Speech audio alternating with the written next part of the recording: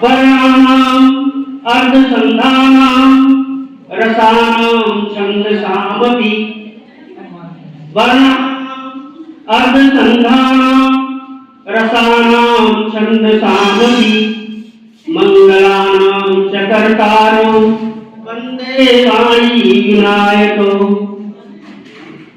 भवानी शंकरो वंदे श्रद्धा विश्वास रूपिणो भवानी शंकरो वंदे श्रद्धा विश्वास रूपिणो याभ्यां विना न पश्यन्ति सिद्धा सांख्याश्रीश्वरम्।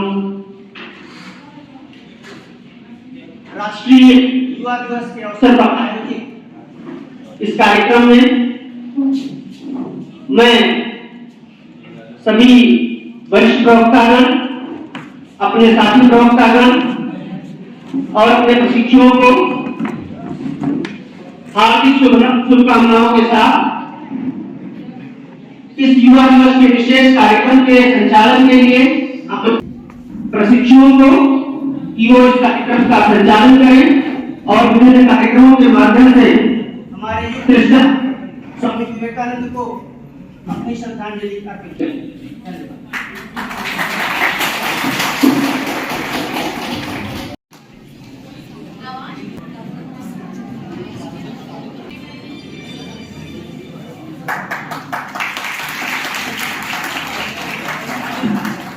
बहुत आभार सर।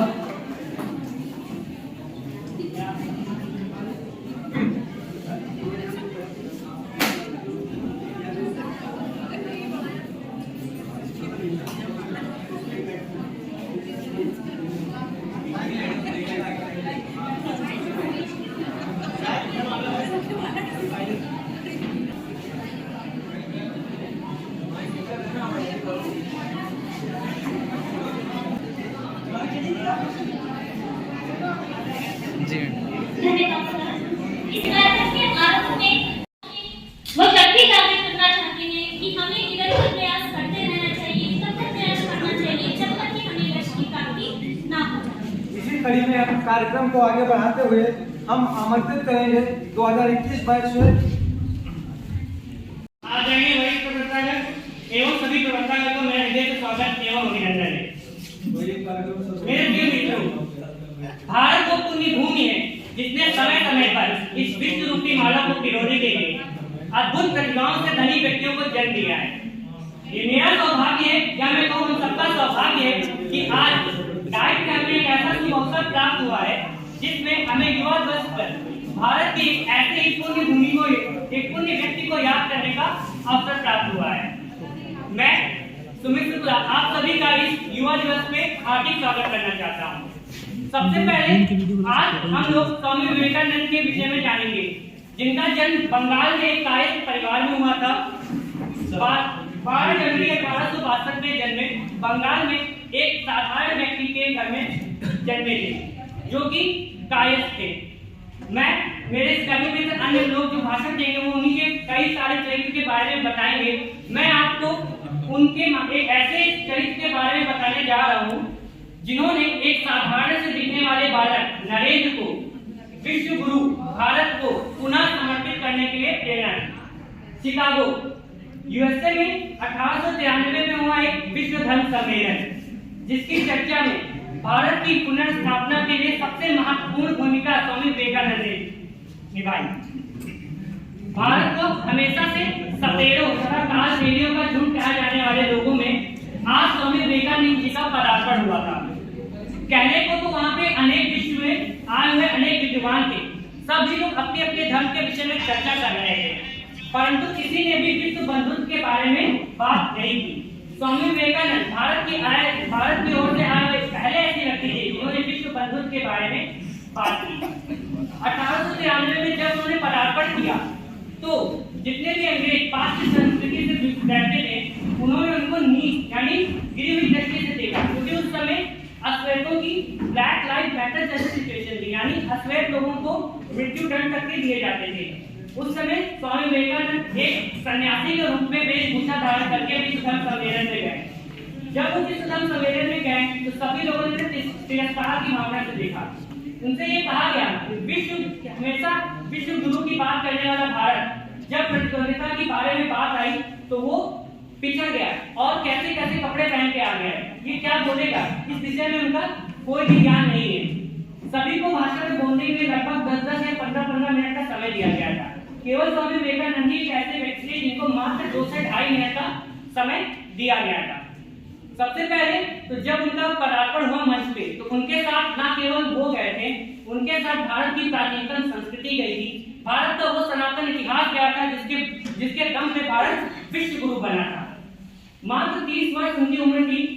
30 वर्ष का वो अदम सा बालक जिसने विश्व पर परचम लहराया था, विश्व को सदा ही उसने गौरवान्वित करवाया था। उन्होंने जब भाषण देना प्रारंभ किया सबसे पहले उन्होंने 5 शब्द बोले। वो 5 शब्द थे brothers and sisters of America. उस समय ब्रदर्स एंड सिस्टर्स ये कहना ही बड़ी बात थी क्योंकि अश्वेत लोगों को हमेशा गिरी हुई निगाह से देखा जाता था। किसी ने अभी तक जितने भी लोगों ने अपना भाषण दिया था सब अपने धर्म को महान बता रहे थे, परंतु स्वामी विवेकानंद ने जैसे ही उन्होंने प्रारंभ किया उन्होंने brothers and sisters of America, वो 1 महीने पहले से ही भाषण देने के लिए शिकागो में गए हुए थे। उनके साथ बहुत ही नीच वाला व्यवहार किया जा रहा था, परंतु जब उन्होंने brothers and sisters of America का वर्ण किया तो सभी लोग अपनी निंदा से ग्लानि महसूस होने लगी कि हमने जिनको इतना प्रताड़ित किया है आज वो हमें ब्रदर्स एंड सिस्टर्स कह रहे हैं। ये उस समय बहुत बड़ी बात थी, क्योंकि आज सब लोगों के लिए एक आम बात है, पर उस समय ये बहुत बड़ी बात थी। एंड में मैं ये कहना चाहूंगी जो हम लोगों को इस अवसर प्राप्त हुआ है तो मैं आप सबसे उम्मीद करना चाहूंगी जिस मार्ग पे वो चले हैं हमें भी उसी मार्ग पर आगे बढ़ना चाहिए। उनके लिए कई उद्बोध दिए गए, जैसे सुभाष चंद्र बोस ने कहा था अगर आज स्वामी विवेकानंद जिंदा होते तो मैं आज उनके श्री चरणों में पड़ा रहता। रविन्द्रनाथ टैगोर ने कहा था अगर भारत की संस्कृति को, भारत की पहचान को वास्तव में पहचानना है तो स्वामी विवेकानंद जी के चरणों में जाइए। ऐसे ना जाने कितने ही उद्बोध उनके लिए समर्पित किए गए थे। तो धन्यवाद आप सबने मेरे इतना समय दिया।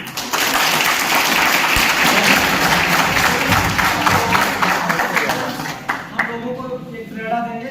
इसी के बाद हम बुलाना चाहेंगे 2022 के अपने साथियों के बच्चों शीतल जी, कुमारी शीतल आ जाए, आपको आके रखें।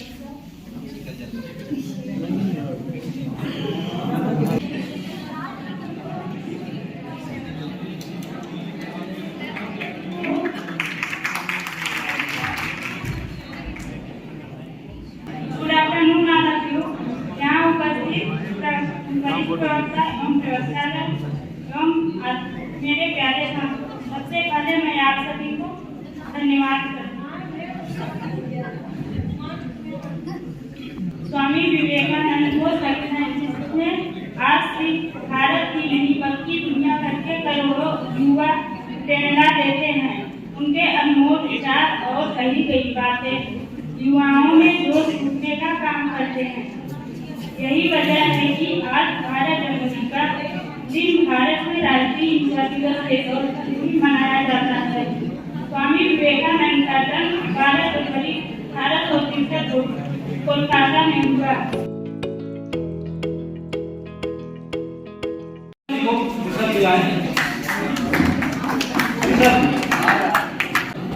आजाद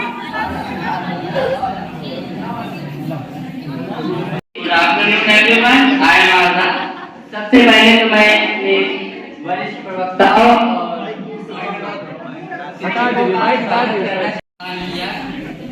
दोस्तों आज 12 जनवरी यानी कि राष्ट्रीय युवा दिवस है। देश का यह दिन स्वामी विवेकानंद जी के आदर्शों विचारों से प्रेरित युवाओं को समर्पित है। एक बार स्वामी विवेकानंद जी से पूछा गया कि सब कुछ खोने से भी बुरा क्या है।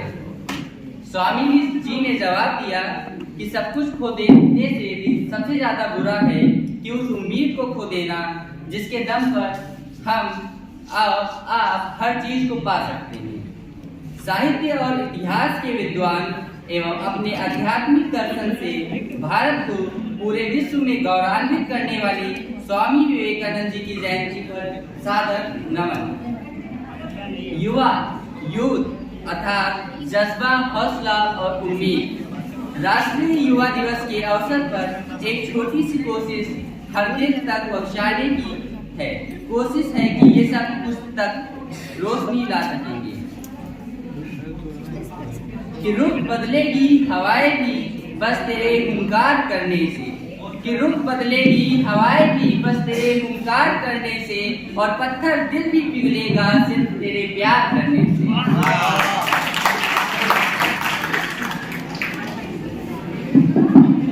तेरे जोश और जुनून की ही तो है सब मुनादी, तेरे जोश और जुनून की ही तो है सब मुनादी। क्या है हासिल औरों के भरोसे इंतजार करने से, क्या है हासिल औरों के भरोसे इंतजार करने से। बाधाएं सारी नतमस्तक हैं, बाधाएं सारी नतमस्तक हैं बस हौसलों के आगे। काली रात भी चमकेगी खुद को अंगार करने से, मुश्किलों के पहाड़ भी अक्सर बौने रह जाते हैं, मुश्किलों के पहाड़ भी अक्सर बौने रह जाते हैं दर्द और तकलीफों के तूफानों को ज्वार करने से। हालात बहुत नाजुक हैं, हालात बहुत नाजुक हैं देखो तो बदलते भारत की, हालात बहुत नाजुक हैं देखो तो बदलते भारत की। हाँ ये सवर सकती है बस खुद को तैयार करने से, हाँ ये सवर सकती है बस खुद को तैयार करने से। हर हाथ में हथियार हो, हर हाथ में हथियार हो ये भी तो नहीं कहता मैं, हर हाथ में हथियार हो ये भी तो नहीं कहता मैं। पर किस्मत भी बदलेगी खुद को औजार करने से, पर किस्मत भी बदलेगी खुद को औजार करने से। Thank you.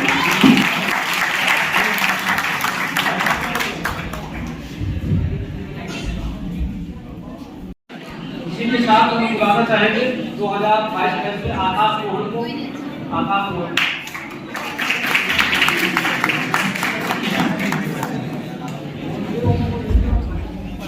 आपसे मैं चाहूंगा कि जितने वक्त तक मैं यहाँ कुछ बोलूं आप सभी लोग खामोश रहें और सुने हमें।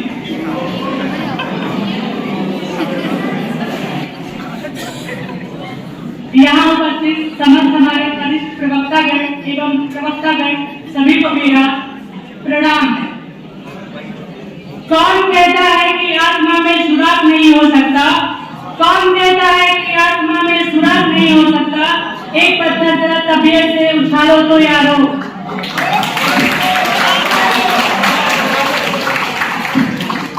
जैसा कि हम जानते हैं आज राष्ट्रीय युवा दिवस के उपलक्ष्य में हम यहाँ उपस्थित हुए हैं।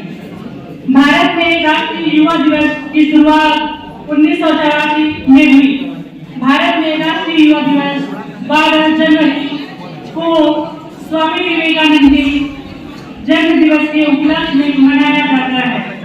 स्वामी जी भारत के 19वीं शताब्दी के सबसे प्रभावशाली व्यक्ति थे।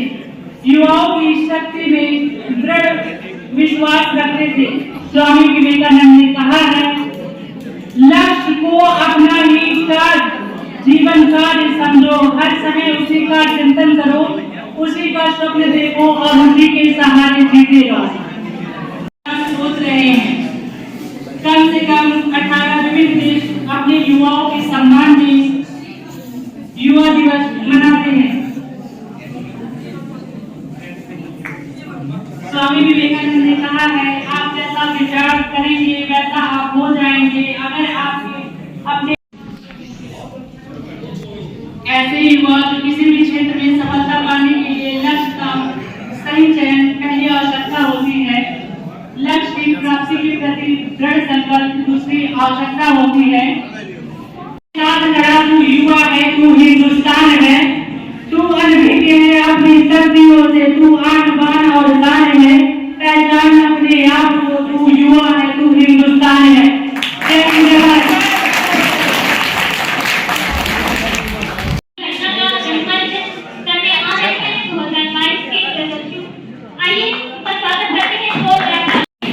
नियंता भी हूँ और मैं विनाशक भी, प्रारंभ भी मैं ही हूँ और अंत भी।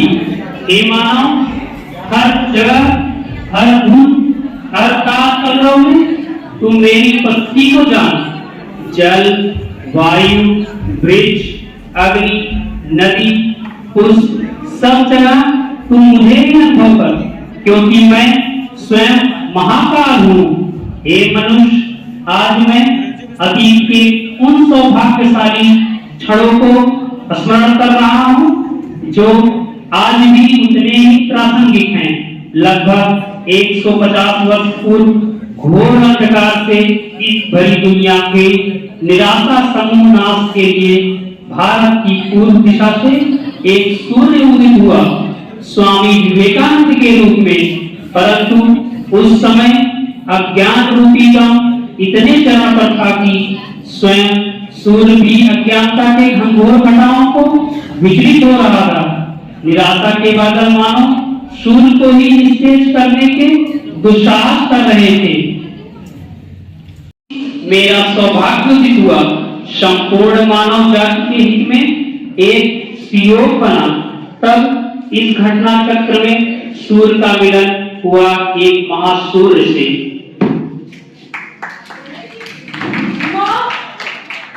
माँ कहाँ है नरेन? माँ कहाँ है नरेन? तू तो जानती है ना माँ, उससे मिले बिना मुझे चैन नहीं पड़ता। माँ बुला ना उसे। माँ बुला ना। अरे माँ, नरेंद्र आ गया। माँ कैसा है तू? मैं ठीक हूँ ठाकुर, एक प्रश्न पूछना है।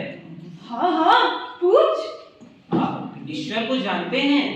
हाँ जानते हैं ना, देखा भी है, जैसे तुझे देख रहा हूँ, बल्कि उससे भी साफ। बहू, फिर वह मुझे क्यों नहीं दिखाई देता? भला ईश्वर को देखना ही कौन चाहता है रे? कौन उसके लिए घड़ों आंसू बहाता है? सब अपनी स्त्रियों के लिए, घर वालों के लिए घड़ों आंसू बहाते हैं, पर उसके लिए कोई आंसू नहीं बहाता। लेकिन मन की सगड़ अनुभूतियों से उसे प्राप्त किया जा सकता है। बड़ा विचित्र आदमी है, लेकिन कहता तो सत्य ही है। अरे नरेन, तू बड़ा सोचता है रे। आ मेरे पास आके बैठ। आ ये क्या हो रहा है? मुझे ये क्या हो रहा है? दीवारें, पृथ्वी, ये सूर्य, ये क्या हो रहा है? चंद्रमा सब घूम रहे हैं। मैं कौन हूँ? मैं कौन हूँ? मैं कौन हूँ? मैं तो नरेंद्र हूँ। ये क्या हो रहा है ठाकुर? ये क्या हो रहा है? मेरा परिवार है, मेरा घर है ठाकुर। ये क्या किया तुमने ठाकुर? ठाकुर ठाकुर ठाकुर ठाकुर ठाकुर, ये क्या किया ठाकुर? नरेंद्र, मैंने कुछ नहीं किया, बस तुझे तेरे ही दर्शन करवाए हैं। ये हिप्नोटिज्म था या मैरिज्म? ये क्या होता है रे? ये सब कुछ नहीं था। ये क्या था ठाकुर? ये क्या था? नहीं, मुझे पता है, तू सत्य की खोज में है और बिना सत्य से, परिमाण लिए बिना तू नहीं समझता। ये तो कमजोर वाले दिल वालों के साथ होता है, मेरे साथ नहीं हो सकता। ये ठाकुर मेरे साथ नहीं हो सकता। नहीं, जब ये मैं का अहंकार निकलेगा ना, तब तुझे सब समझ में आ जाएगा भैया, सब समझ में आ जाएगा। मैं ये नहीं जानता ठाकुर, ये सब मैं नहीं जानता।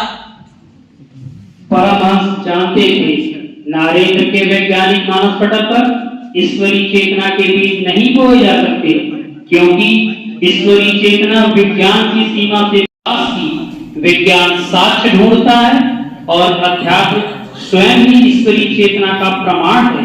विज्ञान बुद्धि का प्रतिफल है और अध्यात्म को आत्मा का प्रतिफल। कदाचित इसीलिए ठाकुर की ठोकर ने नरेंद्र को तार्किक बुद्धि के परे धकेल दिया। इस अद्भुत घटना के पश्चात प्रारंभ हुई परमेश्वर की एक अद्भुत लीला। परमपिता परमेश्वर ने अपने प्रिय पुत्र नरेंद्र की धैर्य की परीक्षा ली। इसके जीवन में मानो विपदा का सैलाब उमड़ पड़ रहा है। पिता की अकस्मात मृत्यु हो गई, परिवार कर्ज में डूब गया। गरीबी के कारण परिवार अपनी सामान्य आवश्यकताएं भी अत्यंत कठिनाई से कर पा रहा था। ऐसे महाअंधकार में नरेंद्र एक बार फिर महासूर्य की शरण में पहुंचे।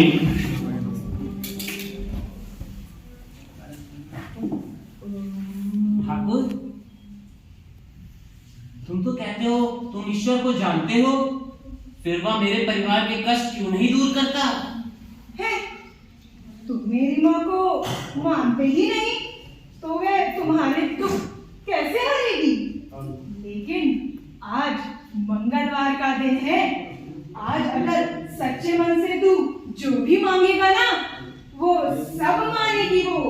जा जा उठ, जा माँ से मांग, जा मेरी माँ से मांग। हाँ जा।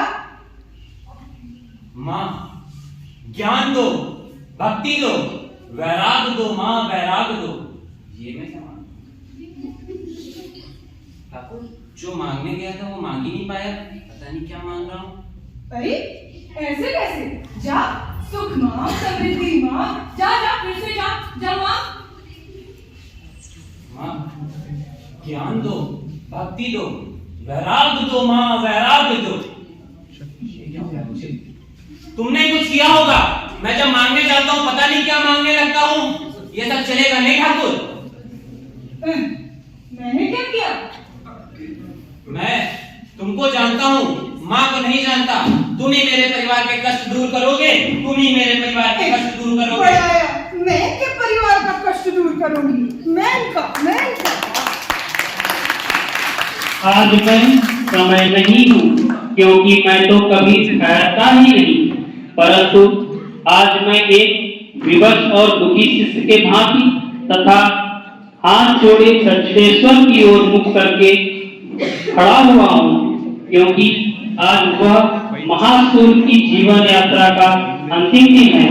मैं दुखी हूँ क्योंकि मैं जानता हूँ, हे मानव जाति, आज के पश्चात तू उस प्रकाश पुंज के प्रत्यक्ष सानिध्य से सदैव के लिए वंचित रह जाएगा। और मैं विवश भी हूँ क्योंकि मैं जानता हूँ, जीवन है तो मृत्यु भी सुनिश्चित है, आरंभ है तो अंत भी है। यही ईश्वर सिद्धांत है, इसे तो मैं स्वयं भी नहीं बदल सकता।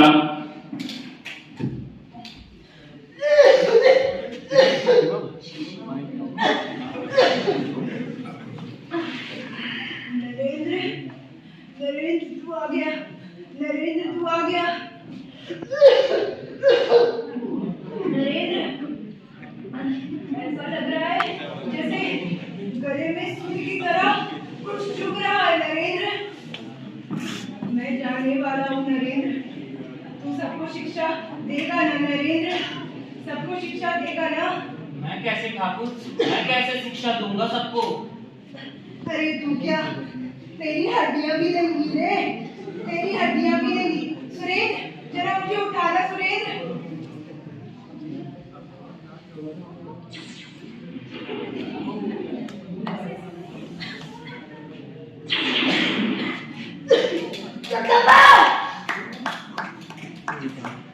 सत्य तो यही है, सूर्य कभी अस्त नहीं होता, उसका शाश्वत ज्ञान प्रत्येक युगों में संपूर्ण मानव जाति की हर समस्या का उचित समाधान करता रहता है और करता भी रहेगा।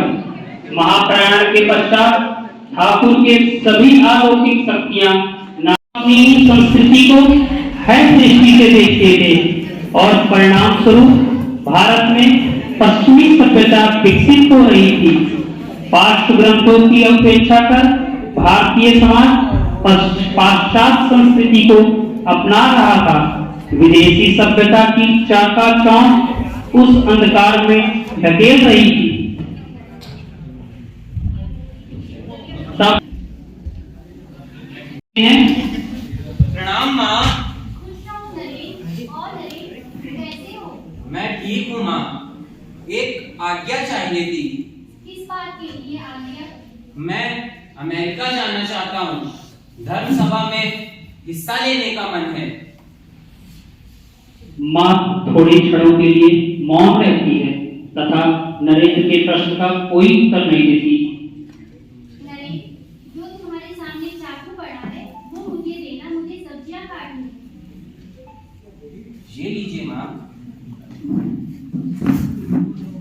मैं तुम्हें अनुमति देती हूँ, तुम जा सकते हो। जो आज्ञा माँ, धन्यवाद। नरेंद्र लौटता है और फिर सोचता है कि माँ ने इतना विलंब क्यों किया। वह फिर से वापस आता है और माँ से पूछता है, माँ, आपने मेरे प्रश्न देने में इतना विलंब क्यों किया? मैं तुम्हारी परीक्षा ले रही थी। कैसी परीक्षा माँ?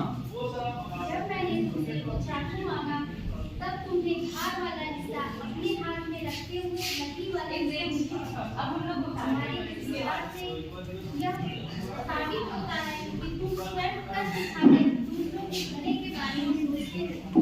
तुम्हारे इस कल्याणकारी आचरण से मुझे लगता है कि तुम इस भारतीय संस्कृति और धर्म को लेकर विधि जाने में समर्थ धन्यवाद माँ। वेशभूषा को देखकर सभ्य पश्चात संस्कृति के लोग उन्हें भगा देते हैं और कोई जवाब न देते। धक धक भागकर वे एक सड़क के किनारे बैठ गए। तभी उसे एक धनाढ्य घर का द्वार खुला। नमस्ते। I am here for the World Parliament of Religion. क्या आप इस महासभा के प्रतिनिधि हैं? जी हाँ, जाना तो था, पर मैं पता खो बैठा हूँ और मिस्टर बैरोस से भी मिलना है।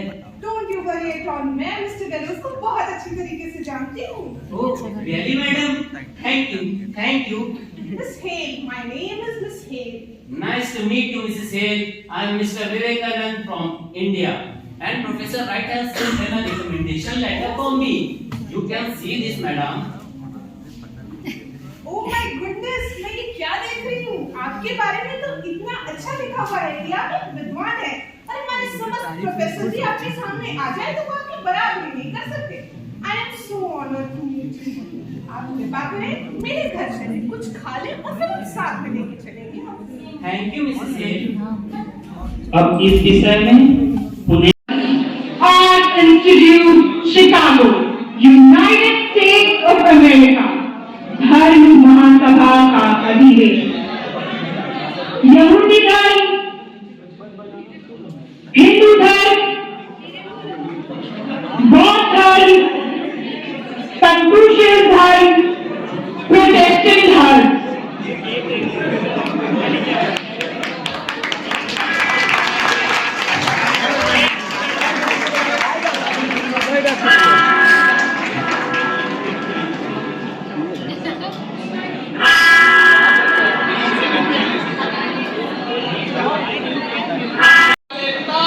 आपके नाम की जय जयकार हो, जय जयकार हो।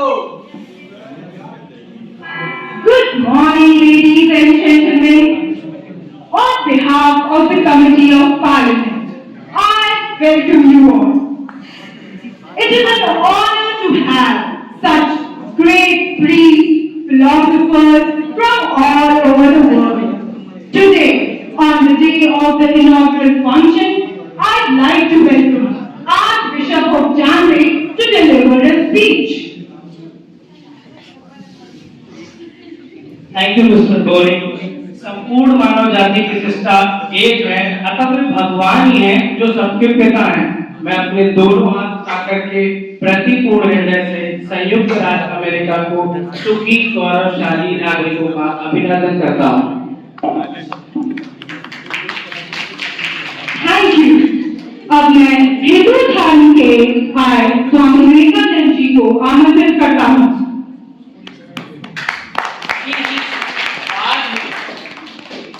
माफ कीजिएगा, वो थोड़ा विलंब करिए। अब मैं हेनरी बैरोस, जो कि धर्म सभा के महाअध्यक्ष हैं, उन्हें बुलाऊंगा, जो ये बताएंगे कि ईसाई धर्म ही सर्वश्रेष्ठ धर्म है।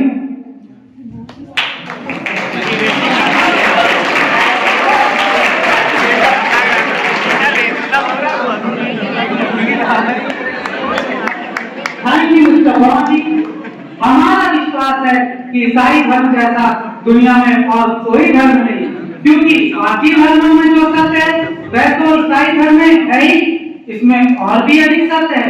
ये एकमात्र ऐसा धर्म है जो अधिदाता एक भगवान के बारे में बोलता है, परंतु यह सत्य है कि अंधकार के साथ रोशनी की मित्रता संभव नहीं, परंतु इस अभ्यलोक में उसके साथ सहचर अवश्य हो सकता है।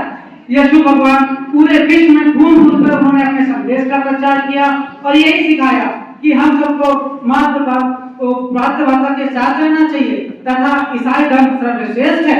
धन्यवाद। आप सही ही फरमाते हैं, इसीलिए तो हमारे मिशनरी हर जगह फैले हुए हैं। अब मैं हिंदू धर्म के स्वामी विवेकानंद को बुलाना चाहता हूँ। अभी नहीं, बाद में। ये आकर कुछ बोलना भी चाहते हैं। अब मैं चाइनीज के प्रतिनिधि श्री चुंग को बुलाता हूँ।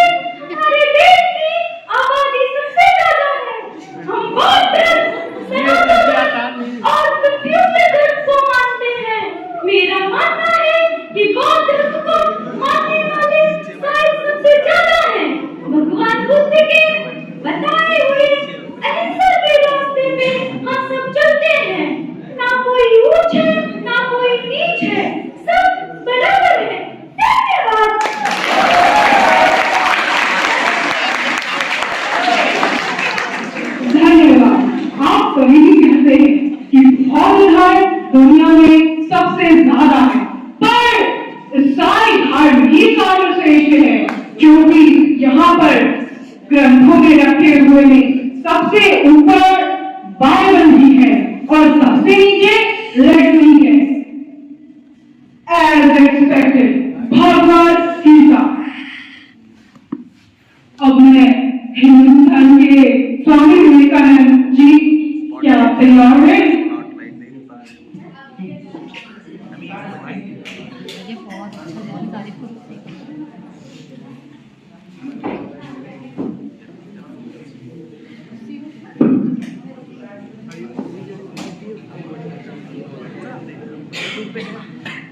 Sisters and brothers of America,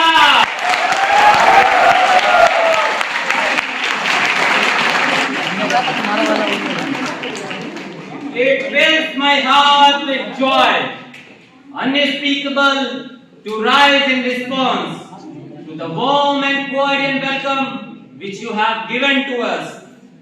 I thank you in the name of most ancient monk in the world.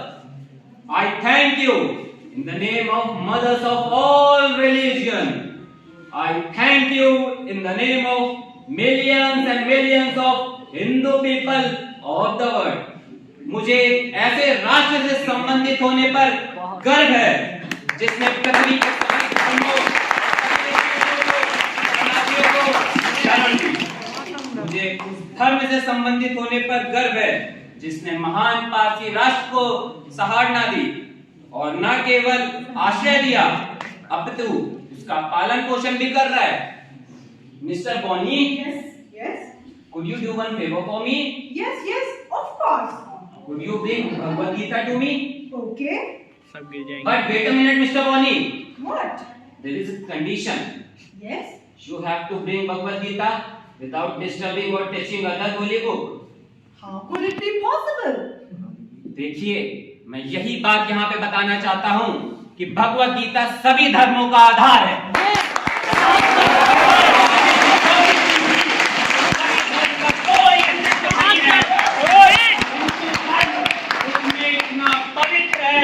उसमें इतना श्रेष्ठ है कि मैं इस पर अभिमान कर सकता हूँ। मैं किसी ईसाई को हिंदू बनाना नहीं चाहूंगा और यही अनुरोध करूंगा, ये धर्म परिवर्तन का मलिन काम बंद कर दे। हमें धर्म मत सिखाइए। भारत में धर्म की कोई कमी नहीं। अंत में मैं यही आशा करूंगा, सुबह इस सभा के सम्मान में जो घंटे बजाए गए हैं वे सभी प्रकार की कट्टरताओं के लिए मित्रनाद ही साबित होंगे। धन्यवाद, धन्यवाद, वंदे मातरम।